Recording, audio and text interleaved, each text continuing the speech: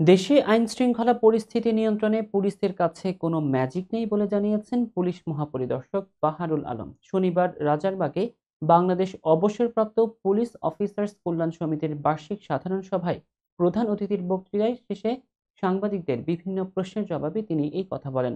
IGP বলেন, সারা দেশে চুরি, ছিনতাই ও খুন বন্ধে পুলিশের কাছে কোনো ম্যাজিক নেই, তবে আমরা চেষ্টা চালিয়ে যাচ্ছি। জনগণের সহযোগিতা ছাড়া এটি সম্ভব নয়। সবাইকে একসঙ্গে কাজ করতে হবে। তিনি আরো জানান, যে সকল সমন্বয়কদের হত্যার হুমকি দেওয়া হয়েছিল সেসব বিষয় পুলিশ ইতিমধ্যে সুরাহা করেছে। একই অনুষ্ঠানে ঢাকা মেট্রোপলিটন পুলিশের কমিশনার শেখ মোহাম্মদ সাজ্জাদ আলী বলেন, 5 আগস্টের 72 ঘন্টা আগেও পুলিশ যদি সঠিক সিদ্ধান্ত নিতে পারত তাহলে এত পরিমাণ প্রাণহানি হতো না। তিনি গত জুলাই আগস্টের গণ অভ্যুত্থানে পুলিশের ভূমিকা নিয়ে লজ্জা প্রকাশ করেন। পুলিশের শীর্ষ কর্মকর্তারা এ সময় জনগণের সহযোগিতার উপর জোর দেন এবং আইন শৃঙ্খলা পরিস্থিতি উন্নয়নে সবার সমন্বিত প্রচেষ্টা প্রয়োজন বলে মন্তব্য করেন।